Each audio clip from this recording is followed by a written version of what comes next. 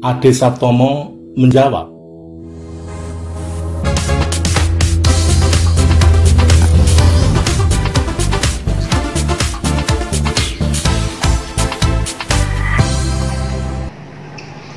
Baik, Assalamualaikum warahmatullahi wabarakatuh. Waalaikumsalam. Salam sejahtera Bapak Ibu sekalian dan rekan-rekan Ade Saptomo menjawab. Pada pagi hari ini, alhamdulillah kami diterima Bapak Rektor, Bapak Dr. Moklas Magister Teknik. Beliau adalah Rektor UAD Universitas Rahmat Dahlan di Yogyakarta, dan ditemani atau didampingi itu Mas Dole. Wah, Mas Dole ini punya prestasi personal yang luar biasa. Publik belum tahu bahwa keterlibatan beliau itu di Sinta cukup mengesankan.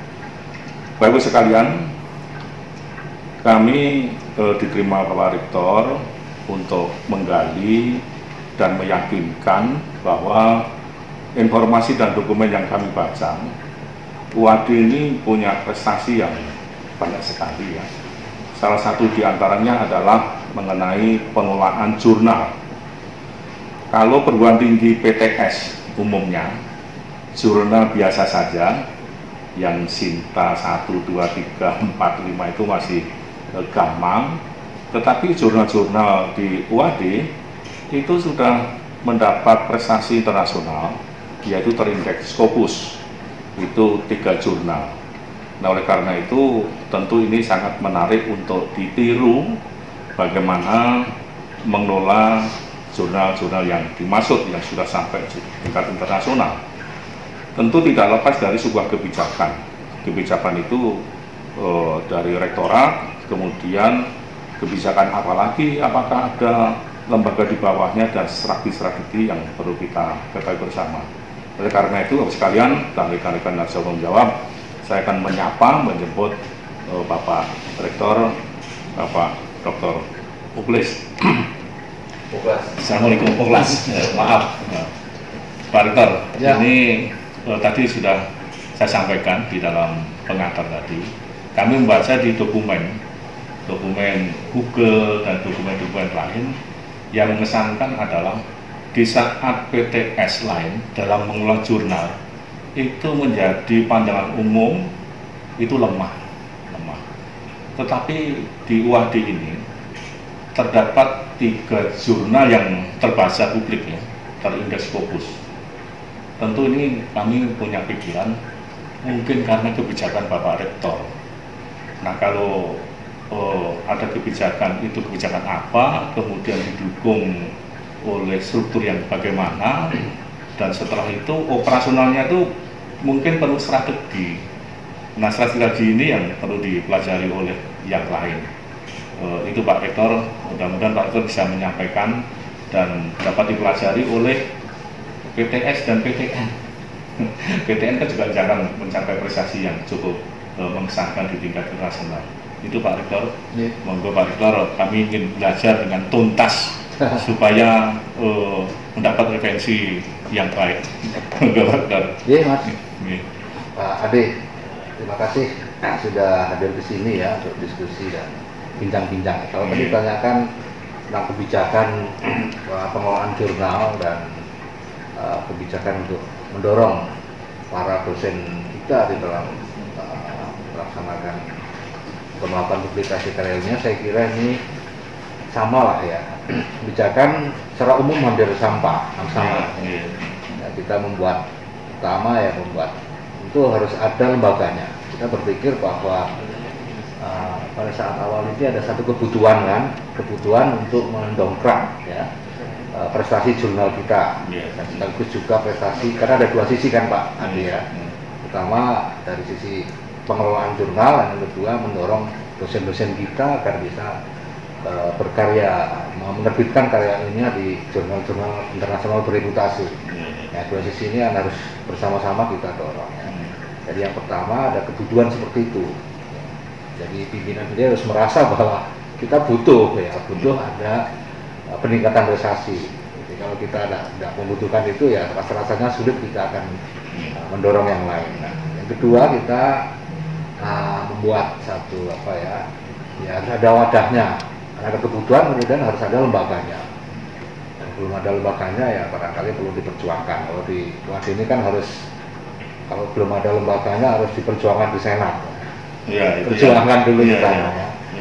Nah itu yang kedua, harus ada lembaganya. Dan di WADI ini namanya kan lembaga publikasi dan penerbitan ilmiah. Nah, tapi tidak cukup sampai di situ. Jadi harus ada deskripsi tugas yang sangat spesifik, yang itu mencerminkan tadi dari kebutuhan pimpinan ya terhadap terhadap produktivitas atau peningkatan kualitas dari pengelolaan jurnal maupun dari penerbitan karya ilmiah dosen. Jadi harus ada deskripsi yang sangat spesifik yang itu mudah dijalankan, operasional, dan juga nanti yang kedua harus didukung oleh SDM. Nah, Pak Rektor, ini bagus sekali supaya kelihatan mudah. Ini penjelasan Pak Rektor banyak sekali. Pertama, Bapak Rektor yang dilakukan adalah pemetaan adanya sebuah kebutuhan. Kemudian kebutuhan itu diformulasikan, akan dibuatkan sebuah kebijakan, namun harus konsultasi dengan Senat. Ya pasti karena masing-masing kan sudah ada mekanismenya ya. Ya, masing-masing ada mekanismenya. Begitu ada kebijakan tadi didukung oleh lembaga. Nah, lembaganya apa namanya Pak Rektor? Itu Lembaga Penerbitan dan Publikasi Ilmiah, LPPI. Ya, LPPI, ya. Lembaga Penelitian dan Publikasi. Lembaga Penerbitan dan Publikasi Ilmiah. Nah, itu yang jarang ada di luar lain dilembagakan. Kemudian diturunkan untuk mencari resources ya, sumber daya manusia. Jadi harus ada sumber daya manusianya. Nah, ini urusan sumber daya manusia memang kalau kita di PTS ini sudah merasa banget lah ya. Kalau resourcesnya terbatas. Tapi kita harus mencari, kita usahakan ya.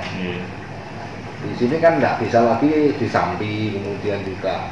Nah, ini merupakan pekerjaan-pekerjaan untuk mewujudkan impian. Impian juga harus orangnya itu pertama ya harus jadi pilar.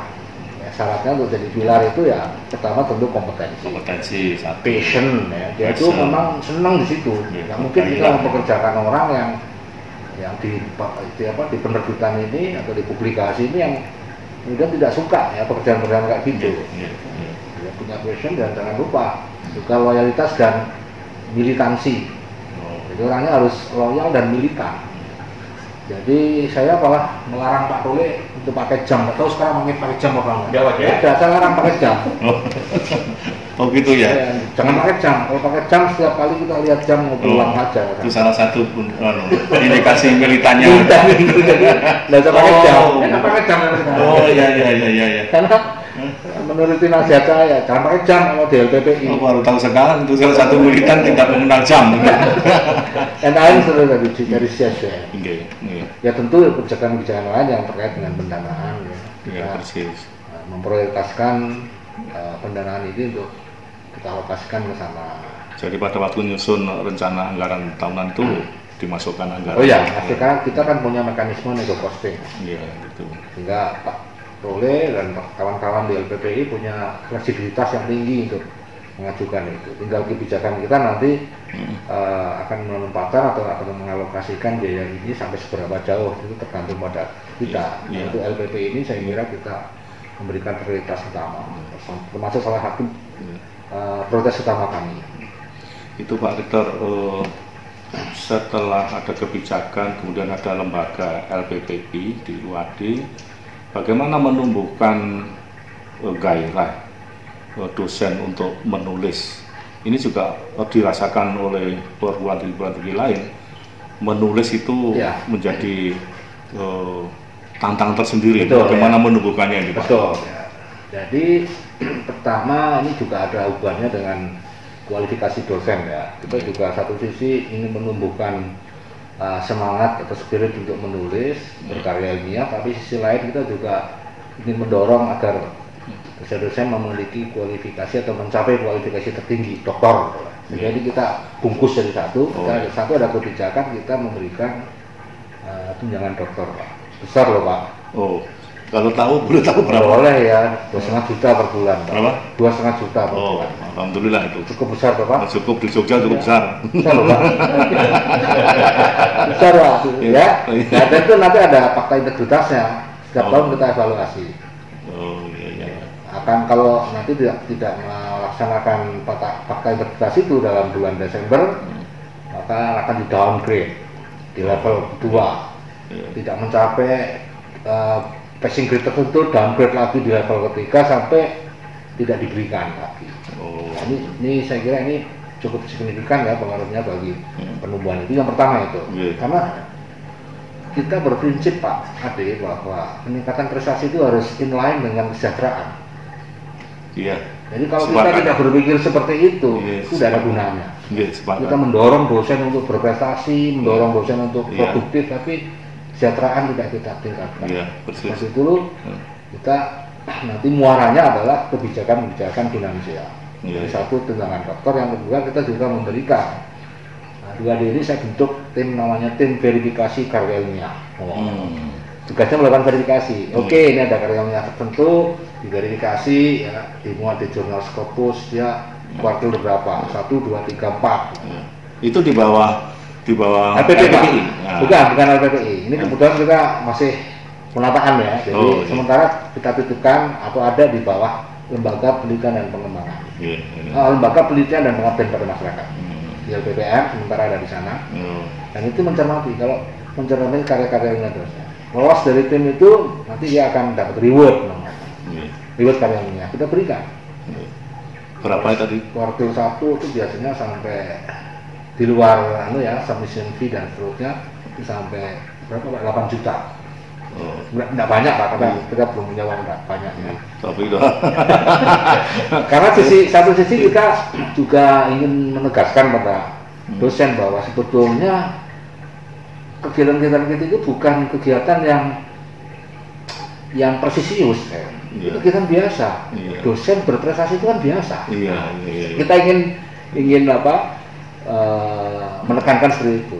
Tapi sisi lain juga kita kalau serta-merta kita sampaikan begitu kan tidak jalan juga. Tentu kita berikan inilah stimulus gitulah ya. Ada reward gitu, penerbitan karya ilmiah dengan cara begitu. Ya gitulah. Nah itulah tadi berarti sudah terjawab ya bahwa untuk menumbuhkan gairah passion itu dibuat sebuah sistem peningkatan kesejahteraan tadi yang diterangkan Pak Rektor itu. Tetapi mengenai quality tadi untuk meningkatkan kualitas karya ilmiah dosen itu dari mana nih Mas? Nah ini Pak Tole nih. Ya kayak gitu Pak Tole ya Pak. Itu kan dari biasa sampai setengah berkualitas sampai berkualitas gitu. Itu kan juga pekerjaan tersendiri tuh Mas. Monggo dijelaskan pripun itu. Yang pertama ini memang dari Pak Rektor yang menyampaikan juga bahwa intinya perlu kesabaran. Oh iya.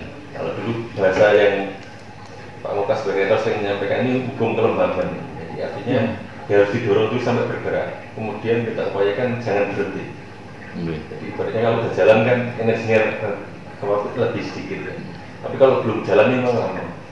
Nah tapi kita di WAD ini memang sekarang cukup hati-hati Pak WAD. Jadi di Indonesia kan sekarang ini lagi apa ya, lebih ngejar tip and trick untuk aplikasi, sehingga memang tahun ini kita kan atau tahun 2019 kemarin ya sudah mulai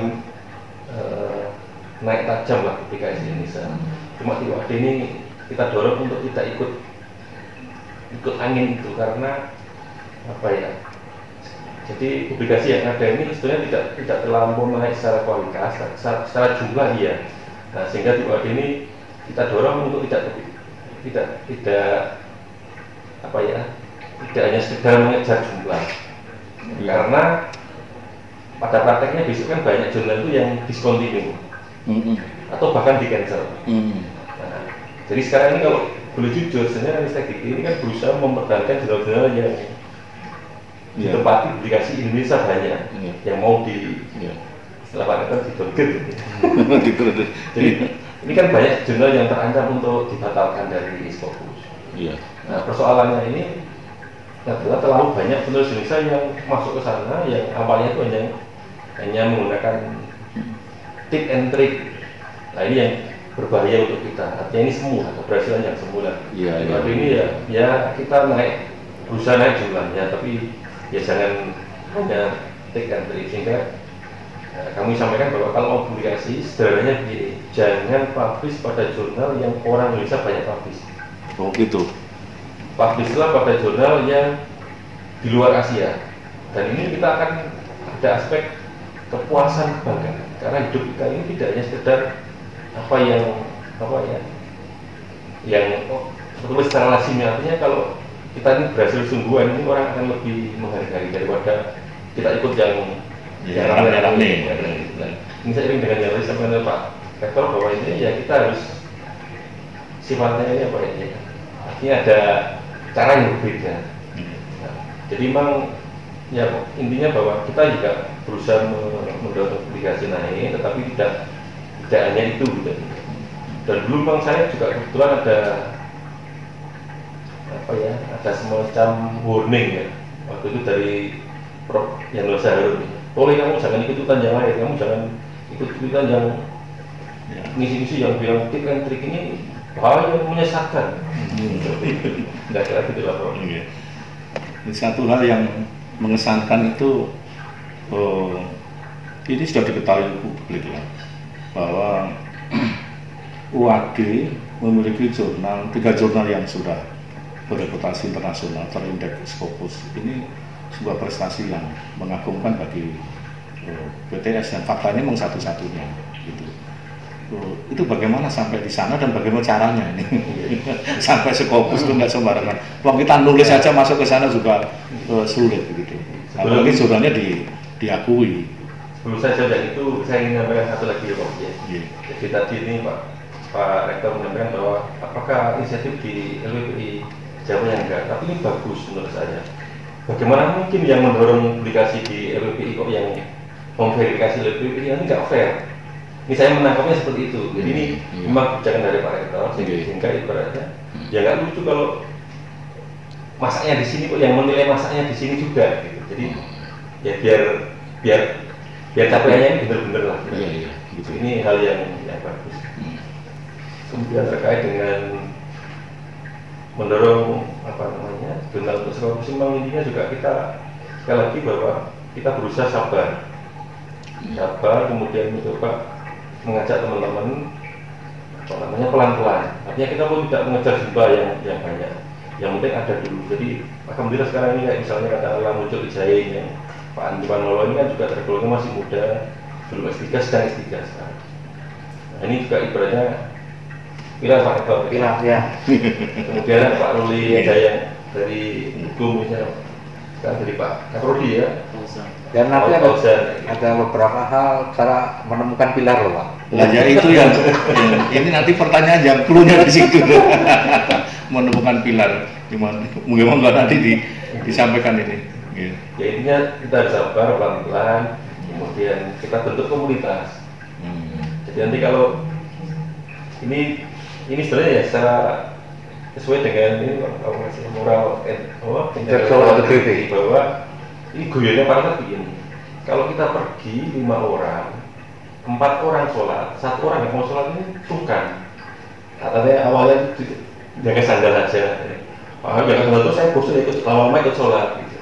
Jadi kalau sebaliknya 1 orang sholat, 1 orang nggak sholat, mesti sekali 2 kali berhenti ke masjid, terima. Lama-lama muara semua yang 4 orang. Karena 1 orang sholat. Artinya dalam pengajaran juga kita buat yang memang senang dengan tunggal. Kemudian kita ngumpul. Lama-lama yang belum berhasil ini akan ikut berhasil nanti. Nanti kalau sudah mulai makin banyak, ya kita nambah lagi yang dari luar, dari teman-teman pengajaran yang lain. Jadi nanti lama-lama ya terdorong jadi baik kan ya berhasil. Jadi baik Bapak Ibu sekalian dan rekan-rekan harus menjawab.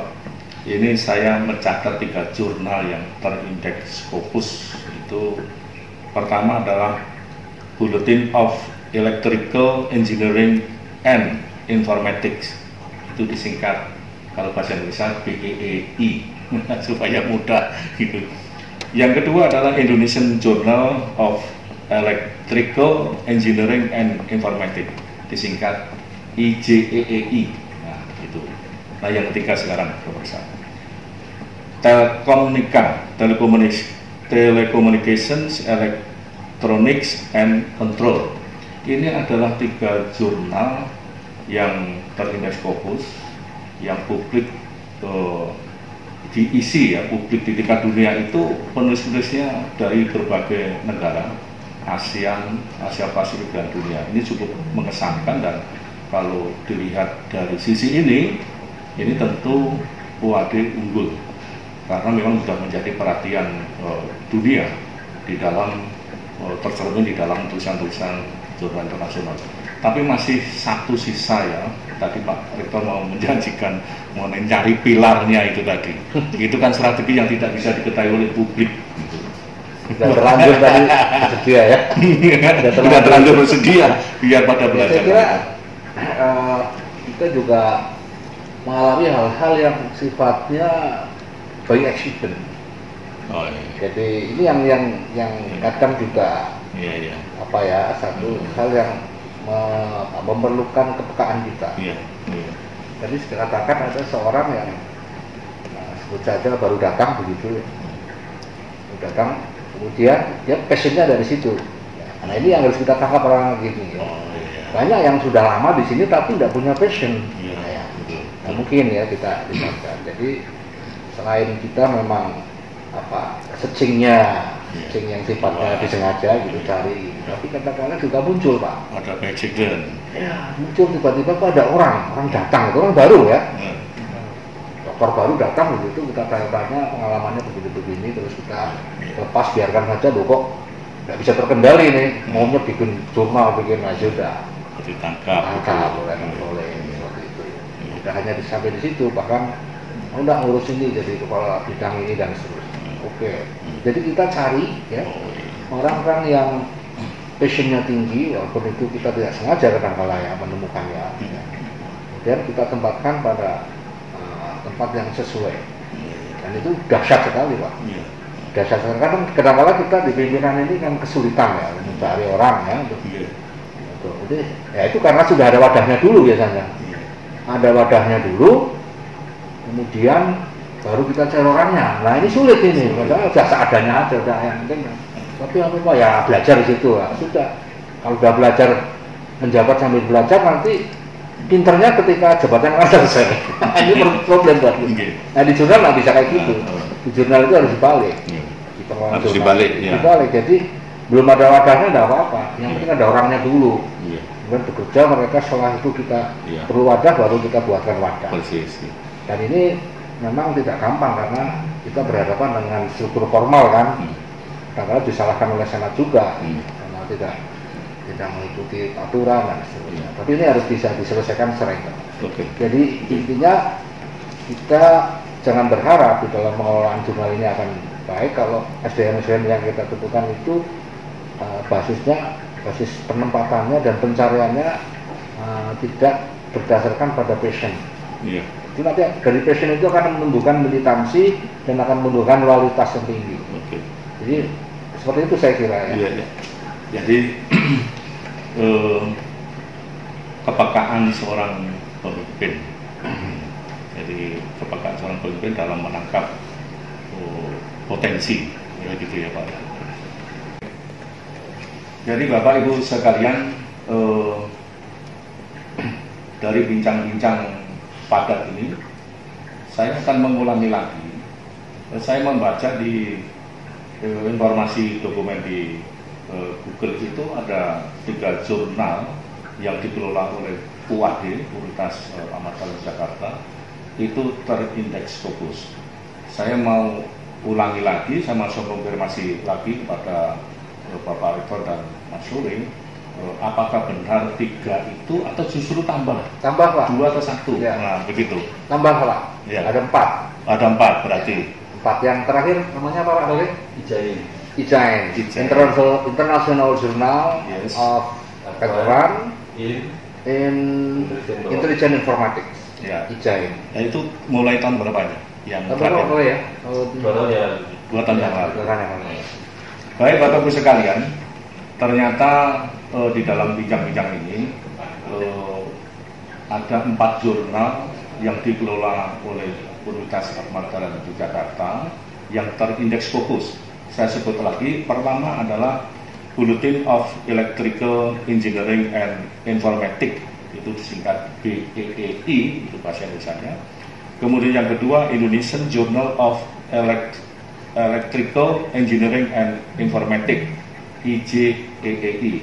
Yang ketiga adalah Telkomnika, Telecommunications, Electronics and Control.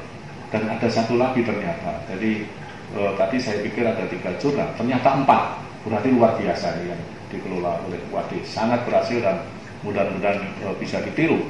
Yang keempat itu adalah jurnal International Journal of Advanced in Intelligence Informatics. Itu luar biasa. Jadi Bapak Ibu sekalian, mudah-mudahan yang disampaikan Bapak Rektor dan Mas Nure yang selaku pengelola LPBI UAD dapat dimanfaatkan dan bermanfaat bagi masyarakat banyak. Akhirnya saya akan mengakhiri perbincangan padat ini dengan mengucapkan Assalamualaikum warahmatullahi wabarakatuh.